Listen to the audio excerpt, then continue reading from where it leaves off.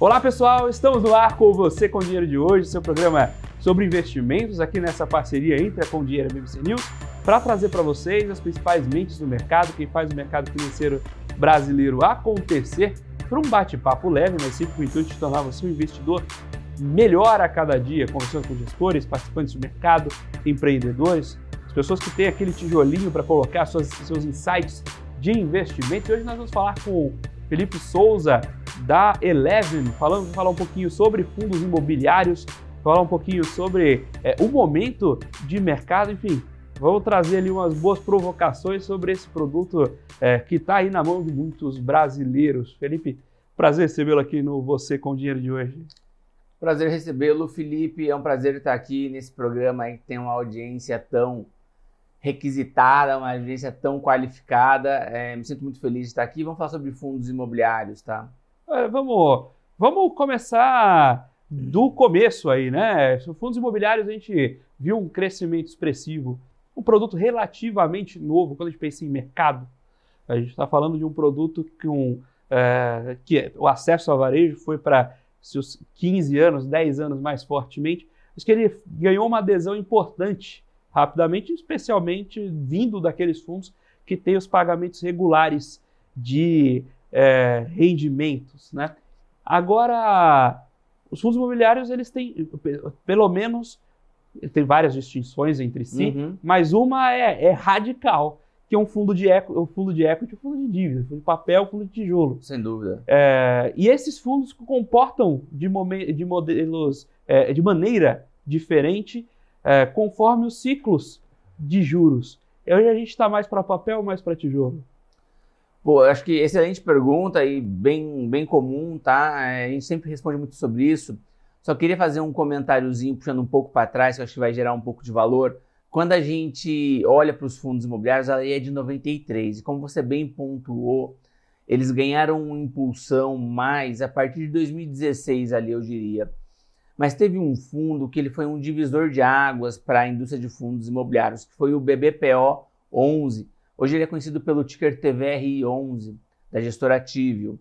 E por que ele trouxe esse divisor de águas? Porque ele foi o primeiro fundo, ou um dos principais fundos, que ele veio com uma diversificação muito forte de imóveis. Embora ele tenha um único locatário, que era o Banco do Brasil, e ainda é o Banco do Brasil, ele veio num IPCA mais 8, isento, com rendimentos mensais e mais de 60 imóveis espalhados pelo Brasil todo.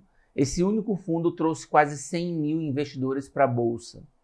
Então, ao longo do tempo, depois alguns investidores foram se desfazendo das posições, sempre tem aquela questão do valuation relativo, ele fala assim, putz, tá bom, mas aí você via Petrobras, Vale, outras empresas muito descontadas, né? E no começo era um investidor um pouco mais sofisticado, enfim, ele comparava mais entre classes de ativos. Depois a gente viu, mesmo com a chegada do BBPO, uma queda, e depois de 2016 ele volta, queda de 14, 13, 14, 15. Depois de 2016 a gente vê que o número de investidores começa a subir, e hoje a gente está perto aí de 2,8 milhões de investidores, que é um número muito expressivo. E mesmo com uma Selic tão alta, que influencia na tua pergunta, que você me perguntou sobre papel e tijolo, e normalmente você tem uma aversão aos fundos de equity, ou até mesmo papel, que ele acaba tendo algum nível de volatilidade no secundário, também traz aversão para alguns investidores.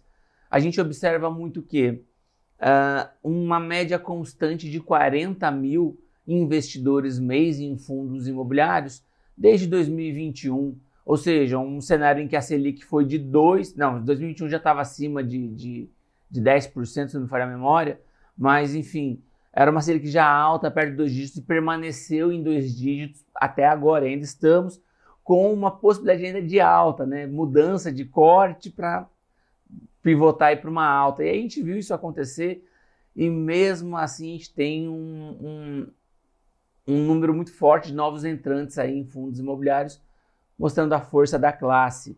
E agora sim, entra na sua pergunta, e peço desculpas por ter feito essa introdução, talvez, aqui na fala. Eu acho que o ideal é sempre a gente ter portfólio, né? A gente olha muito essa questão como se fosse uma gangorra, né?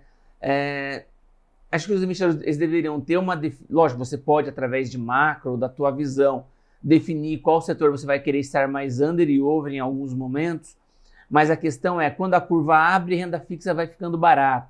Quando a curva fecha, renda fixa fica cara, mas aí você também não tem tanta atratividade, às vezes, em títulos públicos ou renda fixa em geral. E aí o que a gente começa a ver hoje são ativos reais, o equity, como você bem pontuou, os fundos de tijolo, negociando a preços muito baixos, em razão do seu valor de metro quadrado, muito abaixo do custo de reposição, mas não tem um yield tão elevado. E pior, como o cenário de incerteza ele traz algumas dúvidas sobre renovações de contrato e aumento de preço de locação, você pode ter algum nível de impacto de curto prazo. Se os dividendos de curto prazo forem impactados, esses fundos podem piorar a performance sob a ótica da cota. Agora vamos pensar o seguinte, a gente acredita que daqui a 2 ou 3 anos a Selic estará mais baixa do que está hoje? A gente deve ter mais crescimento econômico? E a gente deve conseguir repassar mais preço de locação?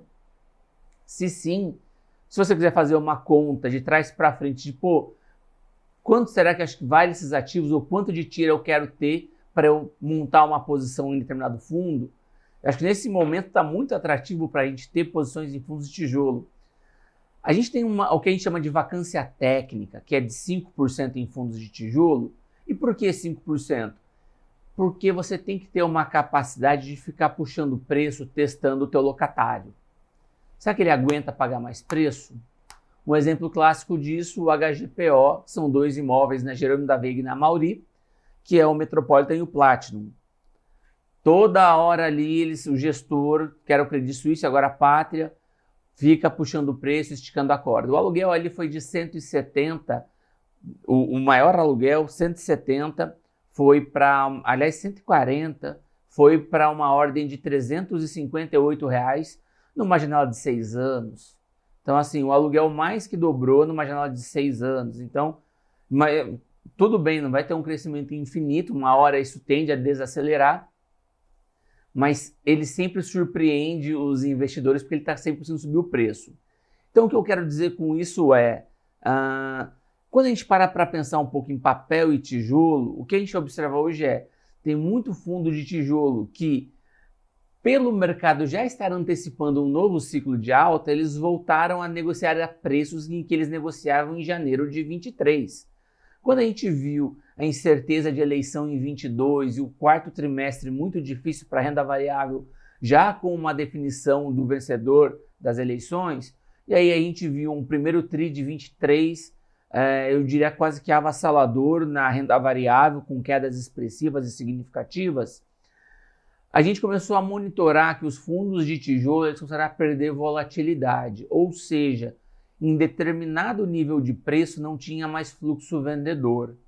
E aí a gente fazia uma conta ali, o que eu acho que tem de vacância, o que eu acho que vai ocupar, não tem vacância, consegue puxar para quanto esse preço de locação, ou, no pior cenário, ele consegue pelo menos manter os locatários e aplicar o IPCA nesse nível de preço? Se ele conseguir, se eu tiver um fechamento de curva de juros, daqui vai para cima, vai voar. E a gente viu isso acontecer no ano passado, em que o IFIX performou 15,50%, quando o rally se deu no segundo trimestre e um pouco no terceiro trimestre ali, de 23. Ou seja, hoje nós temos uma queda muito forte nos fundos de tijolo que nos faz enxergar o quê? Estamos nos mesmos patamares de preço que estávamos em 23, com um micro muito melhor, porque os fundos conseguiram se desalavancar, conseguiram reduzir vacância, conseguiram melhorar o seu resultado operacional. Porque um fundo imobiliário, ele basicamente é resultado operacional. Ele não tem, para a gente ter os 3 fluxos de caixa, o fundo imobiliário é basicamente fluxo de caixa operacional, e uma métrica para o real estate que a gente até trouxe lá de fora é o FFO, né, que são a geração do fluxo de caixa operacional, ali o que vai realmente virar resultado pelo fundo. E aí o que a gente acaba observando hoje eu acho que o tijolo, nessa antecipação do mercado, talvez nesse temor de, fiscal não está tão bom, o dívida PIB está aumentando, taxa de juros vai aumentar, mesmo com uma melhora de micro que a gente vê na cidade de São Paulo para lajes corporativas, em galpões logísticos Brasil e também dos shoppings, que hoje geram mais resultados do que geravam há 12 meses atrás, a gente vê uma queda, uma aversão a risco. É o que a gente chama de risk-off no mercado, né? Tá todo mundo com medo. E aí, qual que é o nosso trabalho como analista? Analista não é herói, gestor também não é herói, mas a nossa visão é o seguinte: aonde eu posso ganhar mais dinheiro para o meu investidor? Qual que é a TIR que eu consigo gerar na janela de 2 a 3 anos, talvez? Eu sei que é uma janela de curto prazo, mas a gente ainda consegue tentar estimar um pouco mais o cenário de melhoria. Até porque a gente não acredita que essa taxa de juros vai se manter alta por muito tempo. Até porque nos Estados Unidos deve cair, a gente não pode ter um diferencial tão grande assim por muito tempo, né? Então a gente acredita que em algum momento essa taxa de juros, se subir, volte a cair. Difícil prever aqui, mas muito em breve. Então, dito isso, quando a gente olha hoje os preços negociados dos fundos de tijolo e a melhora de micro, eu acho que hoje o fundo de tijolo ele é muito importante para o investidor. Mas tem que saber selecionar o fundo de tijolo, não é qualquer fundo de tijolo. Tem muito value trap, tem fundo que tem dívida cara, que foi mal constituído, que o imóvel foi comprado a um preço que hoje se mostra errado. Tem algumas armadilhas, você tem que saber filtrar e separar o que é oportunidade e o que não é oportunidade. O nosso grande ponto aqui é, se você suporta talvez uma redução de dividendos ou um carrego mais baixo nesse momento, em troca de TIR, se você suportar, acho que é um bom momento de alocar em tijolo. Acho que é fundamental também que você entenda o seu passivo, qual é o seu cliente, qual é o anseio do seu cliente. Naturalmente, você não vai... E analista e gestor não pode prometer retorno de nada, né? Mas assim, a gente não vai colocar uma expectativa em algo que não tenha razoabilidade, né? Possibilidade e previsibilidade. Mas ainda assim, quando a gente faz hoje algumas contas de reposição, metro quadrado, melhoria operacional, me parece muito atrativo o tijolo. Agora, se você tem um perfil de alocação, Felipe, eu quero renda, eu quero baixa volatilidade, eu não quero pensar nisso, sei lá, eu estou na fase de consumo de patrimônio, não de construção de patrimônio, fundo de papel ele é muito interessante, tá? E aqui a gente tem que ter algumas observações. Lembrando que o fundo de papel ele vale basicamente o que está ali no PU dos ativos. Então é muito importante que você não compre fundos com ágio. A minha leitura é essa. Ah, Felipe, eu tenho muitos fundos com ágio. E a gente viu acontecer isso muito em 18, 19. Fundo de papel rodando com ágio muito elevado. Eu acho que hoje você pode diversificar entre classes. Você tem fundos de infra que são muito interessantes. Você pode diversificar eventualmente entre fiagros, embora o agro passe por um momento mais desafiador, você tem alguns agro mais high grade.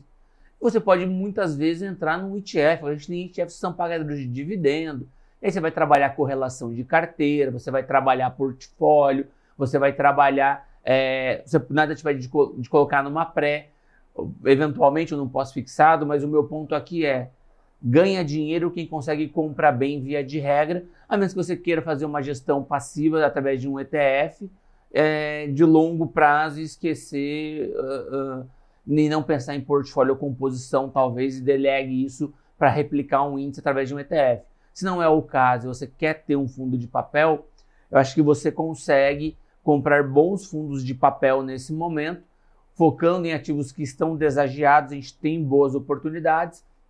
É importante olhar para a garantia real dos ativos, constituição de crédito, quais são os covenants. Isso é difícil para quem não é do mercado, então você tem que ter um analista contigo, mas a gente faz esse trabalho. Exige uma diligência completa por trás e é muito importante também tomar cuidado, a gente está vendo muito crédito hoje em dia de project finance, de incorporação imobiliária, porque o funding da poupança está diminuindo, você não tem plano empresário para todo mundo, a solução do empreendedor é ir através de um CRI, e aí ele faz pega esse funding, o dinheiro do mercado de capitais e remunera aí o seu credor através da evolução de obras, enfim, das vendas daquilo que transita no caixa daquela SPE, basicamente. Acho que eu dei uma puta resposta longa, já te peço desculpas de jeito aqui. Nenhum, foi maravilhoso. Já te peço desculpas, inclusive, mas em linhas bem gerais, portfólio não tenha classes temáticas. Maravilha, Felipe. Vamos bater esse papo com o Felipe Souza aqui da Eleven, falando sobre fundos imobiliários. A gente já deve aprofundar, inclusive, esse tema dos fundos de papéis, dos créditos, de onde eles estão vindo no próximo bloco, mas agora a gente vai para um breve intervalo. Daqui a pouquinho a gente está de volta com o segundo bloco do Você com Dinheiro de hoje. Olá pessoal, estamos de volta aqui para o segundo bloco do Você com Dinheiro de hoje, falando sobre fundos imobiliários com o Felipe Souza da Eleven, comentando um pouco sobre o momento de mercado, como ler e aproveitar essas oportunidades. E eu, então, queria já voltar para esse segundo bloco, falando de um ponto que a indústria de fundo inteira, a gente fez um estudo lá com o dinheiro, inclusive com o valor econômico, sobre o share para os fundos líquidos aí, né? O share de cada classe CVM. Historicamente, a gente vinha amadurecendo o mercado, ganhando espaço de muitos mercados e ações, diminuindo um pouco de renda fixa. E essa ordem se inverteu desde o começo do ano. A renda fixa voltou a ganhar share nessa indústria, muito puxado por esse crédito privado de quem queria garantir o patamar de juros que a gente estava vendo esse ano. E aí, algumas pessoas já foram pegas no contrapé quando inverteu o que estava todo mundo esperando, que os juros iam cair. Mas aí é outra conversa. Sem dúvida. O ponto que eu queria trazer imagino que esse fluxo essa demanda por papéis, e eventualmente até papéis mas especialmente papéis que tinham um spreadzinho corporativo, e os papéis imobiliários têm um pouco dessa característica, tenham tido demanda do mercado. Você quer comprar papel, renda fixa e isento ainda, teve um movimento de mercado muito intenso de fluxo de dinheiro para esse tipo de produto. Minha pergunta para você que está olhando os fundos de dentro e de perto tem papel para todo mundo? Eu acredito que não, tá? Eu acho que esse ponto que você levantou é muito importante. Eu acho que por que acontece essa migração de fluxo? É difícil a gente garantir, mas me parece que é um dos efeitos colaterais da mudança dos fundos, que a gente tinha ali os fundos exclusivos agora, com essa mudança de tributação e taxação deles. Eles tiveram que mudar um pouco a alocação dessa classe de perfil de investidores, que buscaram ativos isentos agora diretamente na fonte, e não ao menos contando só com a estrutura de veículo de investimento. E a gente viu um fluxo muito forte em debêntures incentivadas, até o número de fundos que alocam em debêntures ele explodiu, ele saltou, inclusive muitas captações de fundos de infra também, fundos já de condomínio fechado, né, desse segmento. Teve uma demanda muito forte, em consequência, né, ou já uma segunda derivada, vieram também os fundos de papel, que são uma classe cada vez mais representativa dentro do índice e uma das classes que mais consegue captar. Então, eu acho que esse é um dos efeitos trazidos por esse aumento de demanda pelos ativos. O segundo volatilidade de bolsa machuca muito o investidor que não entende o fundamento por trás, e é normal que ele não entenda. Embora você possa fazer uma explicação e ter um tom professoral, ainda que dentro da análise, para ensinar como aquilo funciona, é muito difícil para o investidor comum, que é a grande massa de investidores que a gente quer ter na bolsa, compreender a dinâmica das empresas. E acho que até por isso o fundo imobiliário ele acaba sendo um pouco atrativo, porque ele tem uma compreensão mais simples. No equity é um locador, um locatário, um imóvel e um contrato que liga entre as partes. Você não tem que entender câmbio, dólar, alavancagem, você não tem que entender oferta e demanda de commodity, oferta e demanda pelo seu produto que tem ali uma relação com a commodity, enfim, ele é muito mais simples. Por isso que acho que ele tem um crescimento maior. Mas dito tudo isso, acho que volatilidade, talvez uma dificuldade de entender, ou talvez até uma dificuldade de ter um tempo para entender a maturação de uma tese de longo prazo na bolsa e a nossa volatilidade ser muito alta. Eu acho que isso tudo ajudou a trazer essa maior demanda pela renda fixa. E aí, a sua boa pergunta sobre vai ter papel para todo mundo, minha opinião sobre, pelo menos, o crédito imobiliário, e aí o que o investidor está exigindo de retorno para investir, então ele está querendo 1% líquido ao mês, e aí você tem 1% da taxa do fundo. Então ele vai ter que tomar um IPCA mais 9, imaginando uma inflação ali perto de 4%, ou um CDI ali mais 3, se a gente pensar no atual patamar de Selic ali em 10, né? Então, assim, não é um crédito high grade, é um crédito middle risk, talvez já indo para o high yield. É difícil você ver o empresário querendo tomar tanto crédito nesse momento, porque a gente tem algum nível de incerteza. Sem dúvidas. É difícil você financiar tantos projetos assim. Vamos lembrar que no imobiliário, o CRI, se vai ter CRI para todo mundo comprar, você precisa ter o quê? Praças como São Paulo ou grandes capitais subindo muitos projetos de incorporação. O preço de incorporação está cada vez mais caro, o terreno está cada vez mais caro, a mão de obra está cada vez mais cara. Se você, eu até faço um convite aqui para a audiência, depois dá uma pesquisada. Um mestre de obras dessas 3 maiores incorporadoras listadas hoje na Bolsa ganham de 12 a 15 mil reais, assim, um mestre de obras. Um pedreiro azulejista ganha de 6 a 8. Então, assim, são salários que, para um cargo que não exige tanta qualificação técnica, eu diria, né, um estudo formal alongado de 10 anos, por exemplo, tem uma remuneração muito grande. Então, mão de obra encarece, a gente vê terreno encarecendo, custo de construção alto, o custo de capital está alto para o incorporador. E será que a gente tem tanta oferta e demanda assim? Porque a gente tem que ter também um subsídio na contraparte pelo governo, que naturalmente subsidia através de projetos, planos habitacionais, esse segmento como um todo, ao menos em parte. E quando a gente olha também dados do Secov, por exemplo, a gente está num hype, quando a gente olha os últimos 12 meses, lançamentos e entregas de unidades, também é um patamar muito alto em relação ao que a gente tem historicamente. Dito tudo isso, me parece que tem ainda espaço para crescer mais, só que parece que o mercado vai ter que dar uma acomodada, ele não cresce exponencialmente. Ele cresce, fica num platô, estabiliza, digere. Toma um fôlego. Toma um fôlego, ele dá uma digerida naquilo e volta a crescer. Então, hoje, olhando até a velocidade de alocação dos fundos que estão com caixa, né, não me parece rápido. Vou dar aqui alguns exemplos de alguns fundos. O ICRI, que é o fundo de crédito do Itaú, ele carrega um caixa já elevado e ele está indo para 1 ano da emissão dele. A gente olha o SAP11 do Santander, ainda carrega caixa e o IPO dele também está perto aí de 1 ano. A gente vai olhar o SPXS11, ele historicamente sempre teve caixa e ele não consegue zerar o caixa dele. Quando ele acha que ele vai zerar o caixa, vem um pré-pagamento. Então, assim, ou seja, por que tem um pré-pagamento? Porque também o incorporador, às vezes, ele quer sair daquele custo de capital. Eventualmente ele vendeu a obra, conseguiu um preço bom, o cara usa essa liquidez, não quer ficar carregando IPCA mais alto aí. Exato. E o que a gente tem visto também cada vez mais, então os gestores de crédito têm que ser mais criativos. E às vezes a criatividade pode trazer um problema. É o risco. É o risco. Especialmente o risco que você não está acostumado a monitorar. Perfeito. E vale lembrar que risco não é o que pode dar errado, é o que pode dar errado que você não previu que podia dar errado. Porque aquilo que você prevê, você remedia de certo modo. É um risco controlado, é um risco esperado, calculado. Agora, o risco que você não previu, esse é terrível. E aí o que a gente começa a ver os fundos fazerem? Eles estão indo para praças alternativas.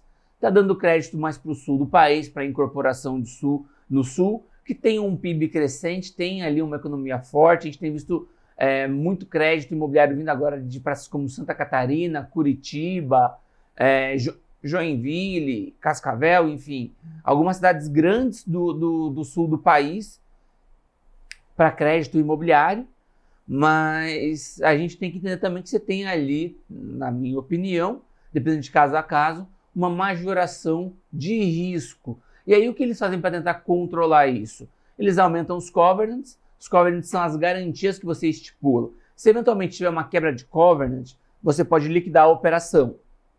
Que exemplo de covenant, por exemplo, Felipe? Eu não quero que esse incorporador tenha uma dívida líquida EBITDA de X%, ou, enfim, alguma outra métrica de endividamento que você quer adotar. Se ele atingir essa métrica de endividamento, você aciona uma cláusula e liquida a operação. Isso pode acontecer. Na prática, isso tem acontecido? Não. E aí também tem um perigo, por quê? A gente tem visto alguns fundos convocando a AGE, porque o devedor ele quebra o covenant, então em tese você pode liquidar a operação, só que como você vai liquidar se o cara não tem capacidade de liquidar a operação? Então não dá. Então eles convocam uma AGE ali, uma AGT no caso, e eles dão uma alongada, olha, ele vai ter um período para se reenquadrar no covenant dele, eu não vou liquidar a operação. Mas opa, peraí, você está tendo um risco então aí um pouco maior. Então por isso que é importante a gente olhar, e a Com Dinheiro é uma ferramenta que ajuda a gente nisso, a gente consegue olhar ali os CRIs, você clica no hiperlink, vai no termo de securitização, olha como está o papel, olha como que está, o que está acontecendo lá dentro, então são ferramentas que ajudam o analista no dia a dia a trabalhar melhor aí toda a análise dele e gerar um resultado, um valor melhor para o investidor na ponta final. Maravilha, estamos batendo esse papo com o Felipe Souza aqui da Eleven sobre fundos imobiliários, sobre a evolução e o momento desse mercado, como observar, capturar as oportunidades de cada ciclo, como gerar seu alfa ali na sua carteira de fundos imobiliários. Inclusive a gente vai conversar no próximo bloco sobre o que é benchmark desse mercado. Mas a gente, antes disso, tem um pequeno intervalo, daqui a pouquinho a gente está de volta com o segundo bloco, o terceiro bloco do Você com Dinheiro de hoje.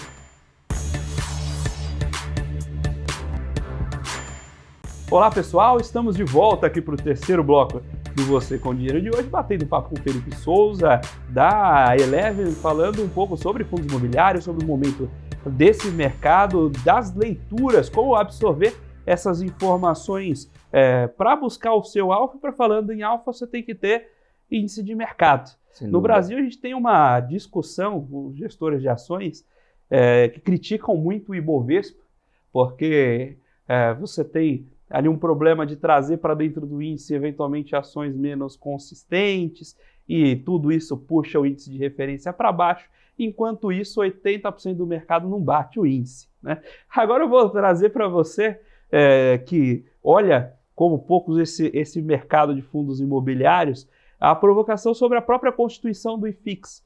E aí trazer essa discussão um pouco mais conceitual sobre o IFIX como um benchmark para o mercado, se é um benchmark adequado e se deveria ser mais fácil, é maldade dizer, mas se deveria ser mais razoável a gente considerá-lo na hora de ser o índice de referência e buscar bater o benchmark. Olha, sendo franco, eu acho que o IFIX ele não é um bom benchmark, tá? Sendo bem franco aqui. Vamos lembrar que a B3 no passado mudou a metodologia do índice. Ele chegou a perto de 120 fundos, a B3 mudou a metodologia, caiu para perto de 70 fundos, se não me falha a memória. E agora já estamos com 115 novamente, então acho que vai ter que vir um novo corte, uma nova mudança de metodologia para dar de novo uma enxugada. Uma alternativa que foi criada foi o IFIX-L, né, que tá como se fosse um IFIX Blue Chip, digamos assim, os maiores fundos ali. E aí a gente acabou tendo um benchmark que talvez fizesse mais sentido, eu diria, sobre a ótica talvez de metodologia, mas que ele também performa um pouco abaixo, depende da janela temporal, mas performa um pouco abaixo do próprio IFIX em si. Dito tudo isso, o que seria interessante talvez? Vamos pensar que fazer uma segregação, tá? Vamos pensar em IFIX Equity e IFIX Dívida. Eu acho que essa talvez seria uma solução mais inteligente, na minha opinião, tá? Você tem uma segregação tal qual o próprio, embora o Ibovespa seja ali, né, o principal benchmark, a gente tem alguns outros benchmarks setoriais, benchmarks também, não vou dizer temáticos, mas, por exemplo, tem outras métricas como relevância, talvez o IDIV, enfim.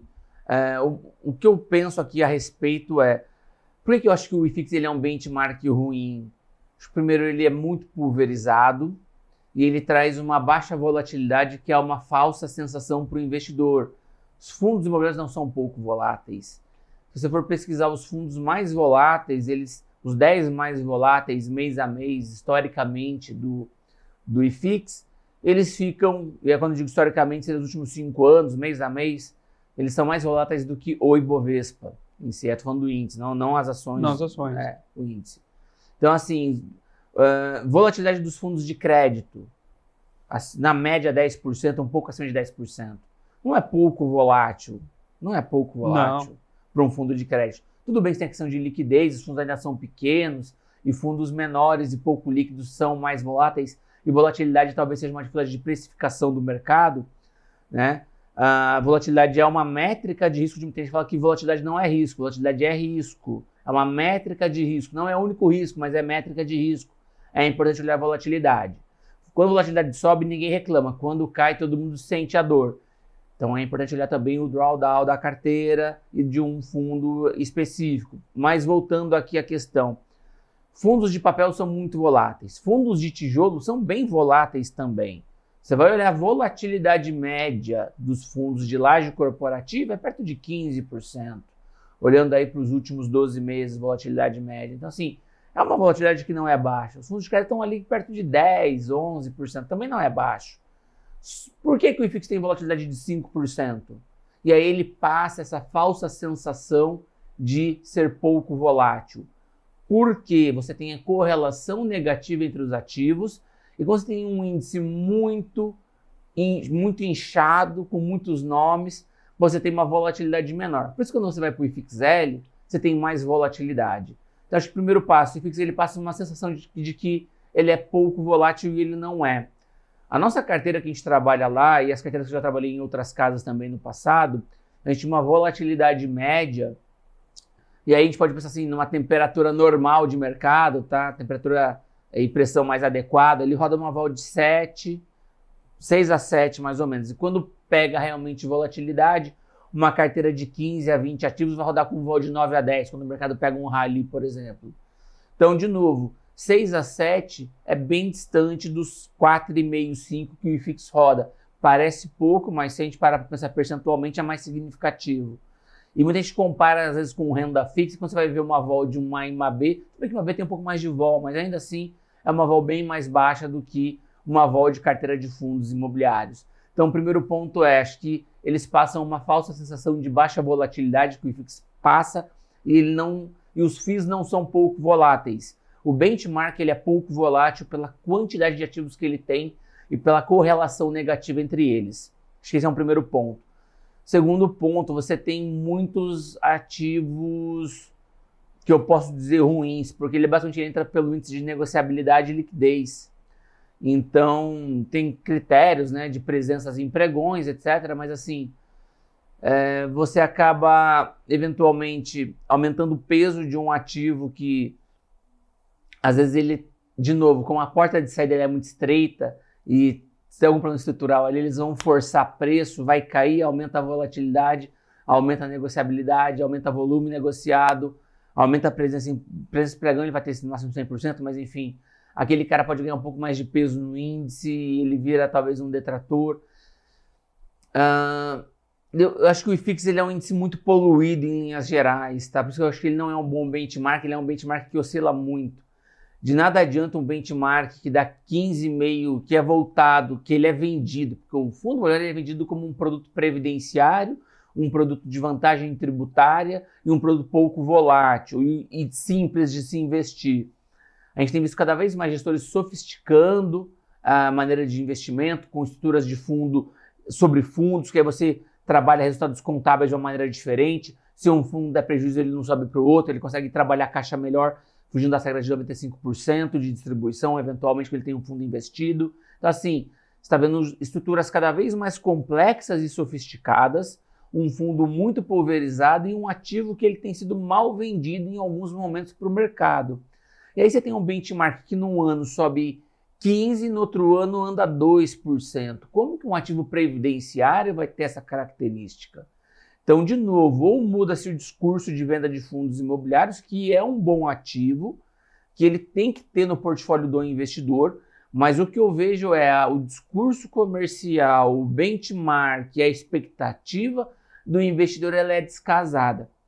É difícil você ver hoje o IFIX está performando algo como em torno de 1,5% no ano, Pô, a gente está no meio de setembro, 1,5% que ele está entregando no ano.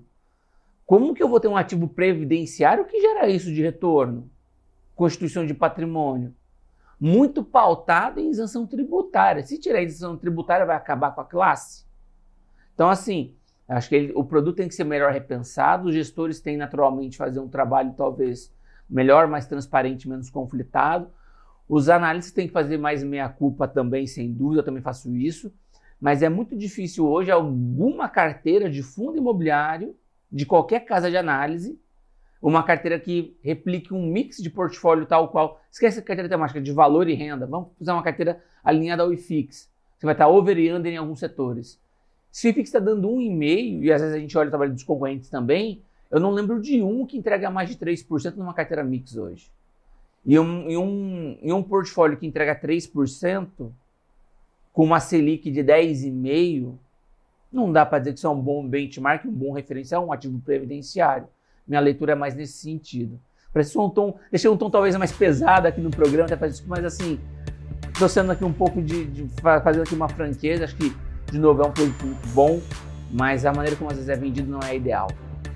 Maravilha, nós estamos aqui conversando com o Felipe Souza, da Eleven, falando sobre fundos imobiliários. Agora nós vamos para um breve intervalo, daqui a pouquinho a gente volta com o quarto e último bloco do Você com Dinheiro de hoje.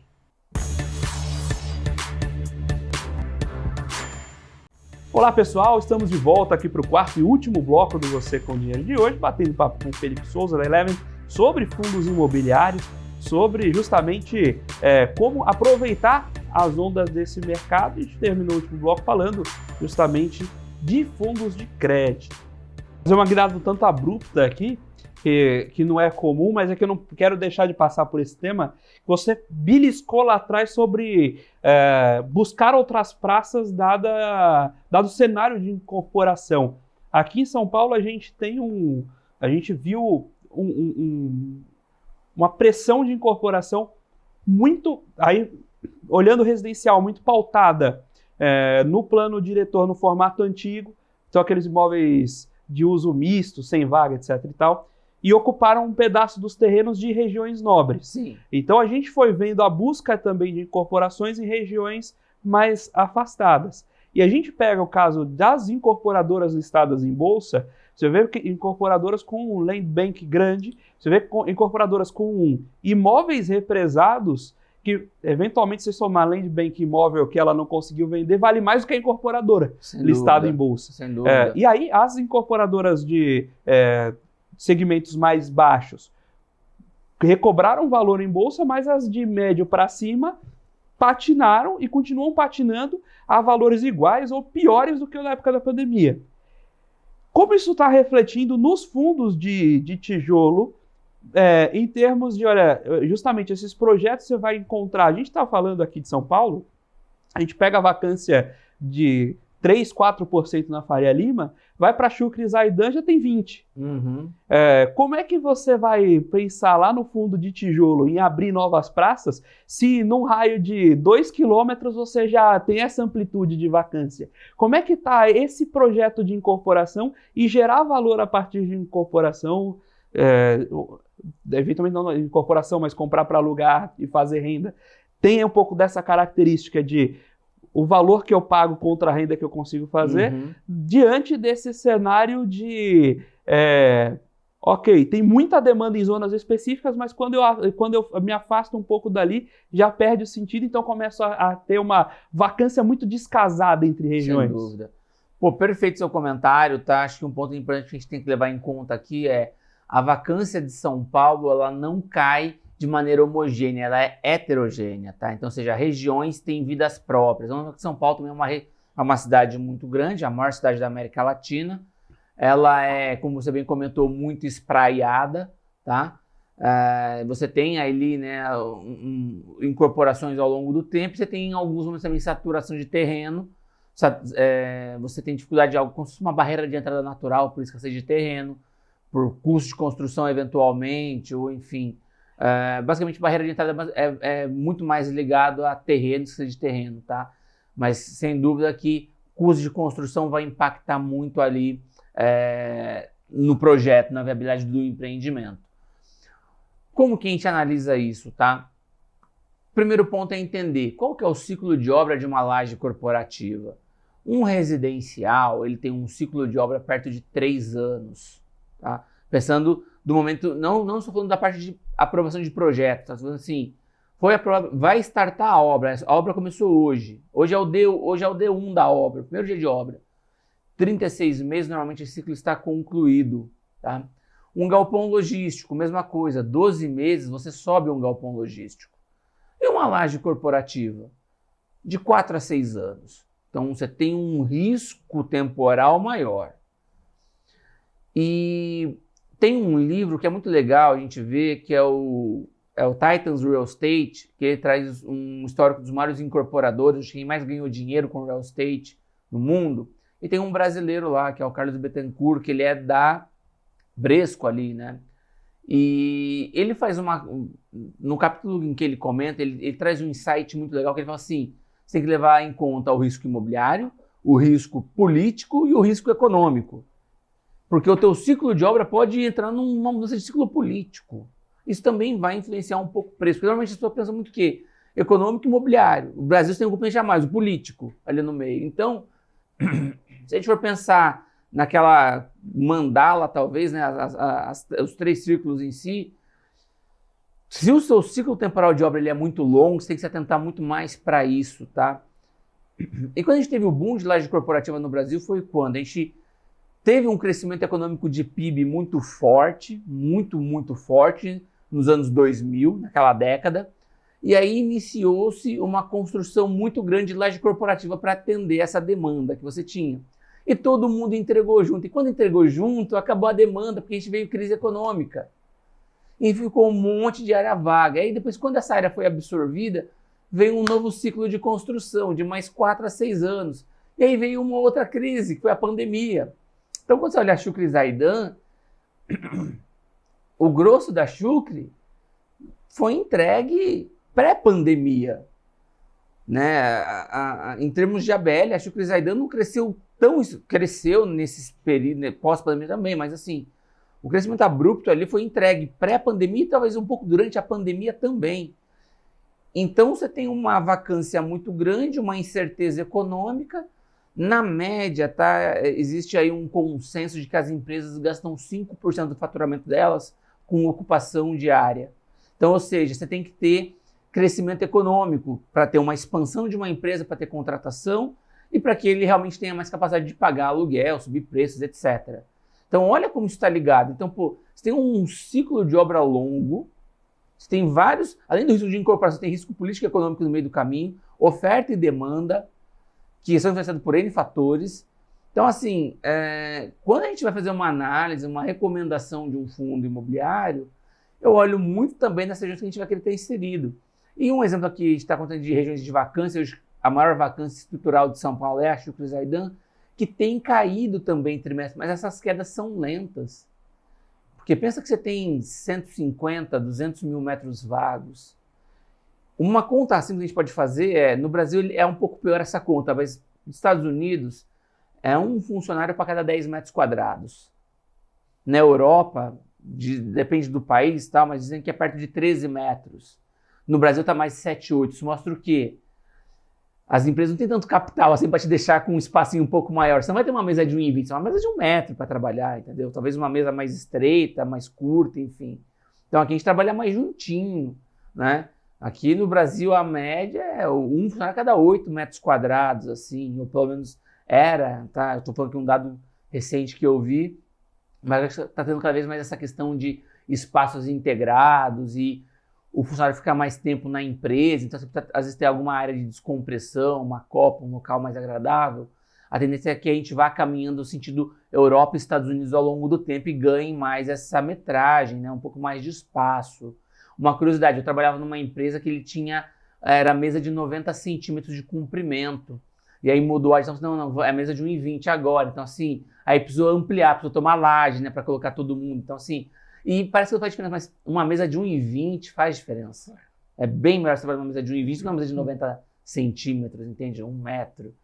Enfim, aqui hoje, o que a gente tem visto uma demanda mais forte? Paulista tem melhorado bastante. Aumentou a vacância da Paulista porque teve uma entrega muito relevante lá, que é aquele ativo incorporado que fica em frente ao cemitério. Acho que é Passeio Corporate o nome dele, posso estar equivocado aqui, mas acho que é esse, tá? Enfim, não já nem ter chutado o nome aqui, mas chutei e vamos ver se minha memória não está me traindo. Então a vacância da Paulista aumentou por conta dessa entrega, mas quando a gente olha a Paulista como um todo, a gente tem conseguido aumentar um pouco o preço pedido, tem tido uma melhora de demanda de ocupação, tem tido boas revisionais. A Paulista ela tem rodado bem de uma maneira geral. Aqui na região da JK também existe um aumento de preço pedido. A Vila Olímpia, que ela tem um trânsito muito caótico, né? E tem uma vida própria, apesar da proximidade com a Faria Lima, também tem melhorado suas taxas de vacância. Berrini ainda não deu sinalizações substanciais. A gente vê Pinheiros também melhorando um pouco essa demanda.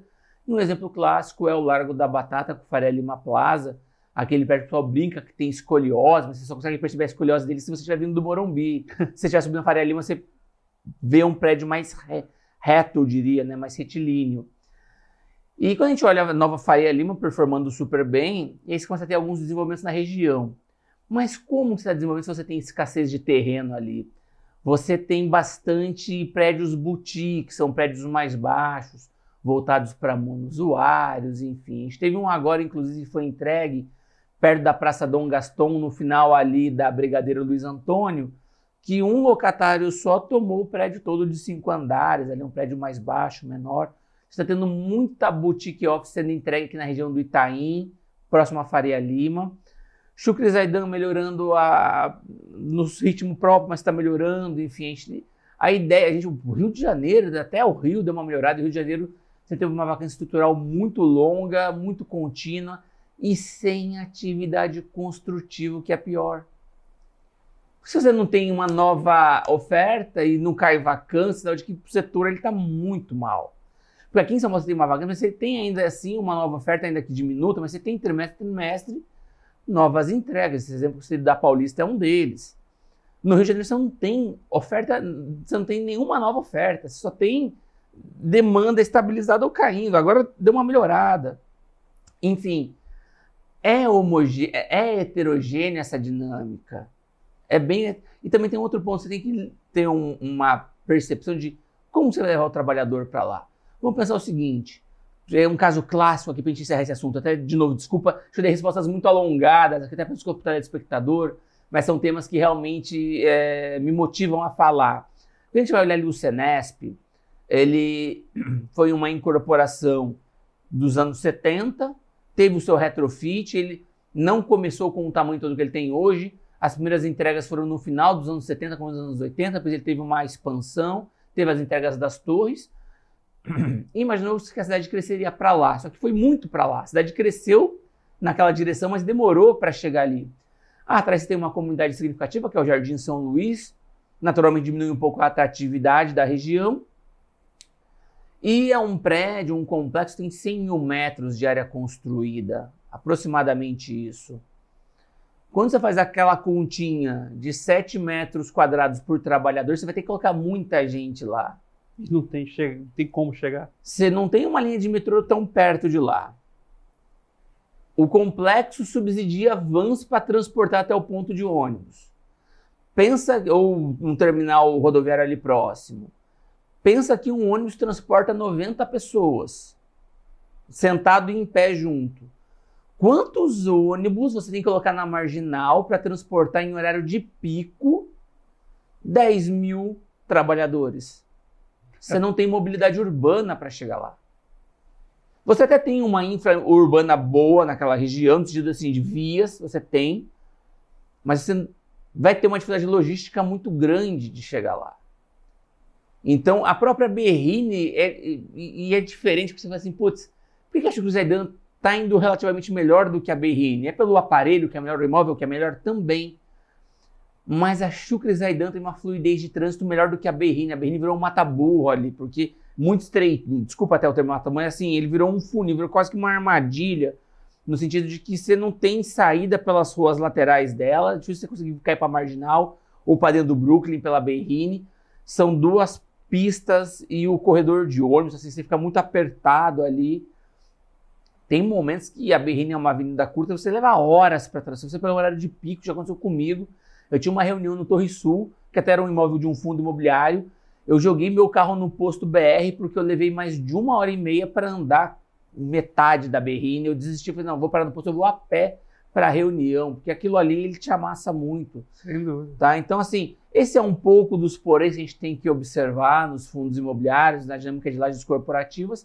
A gente tem recomendado lajes que a gente não compra o que está barato. Eu até brinco, barato é o marido da barata. Sim. A gente quer comprar aquilo que tem um potencial aumento de fluxo de caixa operacional e com pressão de dividend yield. Também vale lembrar que você tem uma alocação, você faz carência, eventualmente você dá desconto e você pode até ter que fazer investimentos também no andar. Você vai entregar um andar bacana para o teu locatário, né? Então, a gente analisa regiões que têm uma demanda maior, capacidade de puxar preço e, naturalmente, entregar um dividendo maior. A gente entende que um dividendo maior exige o quê? A reprecificação do fundo, de modo que você feche esse catch-up ali entre preço e valor, de modo que a cotação seja impulsionada e se aprecie, tá? É muito importante também entender a teoria da sinalização dos dividendos, que move muito o mercado de fundos imobiliários, tá? A gente tem, os investidores são muito reativos a essa teoria, tá? Então, é importante entender na prática como o dividendo é gerado e como ele chega no seu bolso. Maravilha, Felipe. Eu queria agradecer aí sua participação. O Felipe foi meu aluno, inclusive. Aprendi tudo isso com ele. Que isso. Na verdade, eu aprendi mais do que ensinei nessa turma. Felipe, muito obrigado pela participação. Fica à vontade de deixar seus contatos lá na Eleven, dessa nova casa. Sem dúvida. E que seja a primeira de muitas conversas. Sendo, para mim foi um prazer estar aqui. Acho que uma conversa rica, perguntas inteligentes, que provocam um desafio na resposta, de tentar entregar algo de qualidade para vocês. Bom, eu sou Felipe Souza, eu estou nas redes sociais, né? Estava no Twitter, já não estou mais, ninguém mais está no Twitter quase, mas estou no Instagram, estou no LinkedIn, Felipe_CNPI. Quer saber mais do meu trabalho na Eleven? Nosso time de comercial vai atendê-los, só procurar Eleven que a gente vai dar um trial para vocês conhecerem a plataforma, que é voltada para o B2B, tá, pessoal? A gente faz um research institucional, a gente está sempre à disposição de conversar e, enfim, gerar valor para os nossos clientes. Estamos à disposição. Maravilha, Felipe. Muito obrigado mais uma vez pela participação. Obrigado a vocês pelo convite. E muito obrigado também, naturalmente, à Eleven por ceder aqui a participação do Felipe. Muito obrigado a você, telespectador da BMC News, investidor e profissional de mercado, pela sua companhia, pela sua audiência. Você com Dinheiro vai ao ar de segunda a sexta, sempre aqui no mesmo horário, para trazer essas grandes mentes que fazem o mercado financeiro brasileiro acontecer. Se você quiser saber um pouco mais sobre a Com Dinheiro, visite lá www.comdinheiro.com.br, manda lá seu e-mail, contato@comdinheiro.com.br. Você com Dinheiro de hoje vai ficando por aqui. Muito obrigado mais uma vez e até a próxima.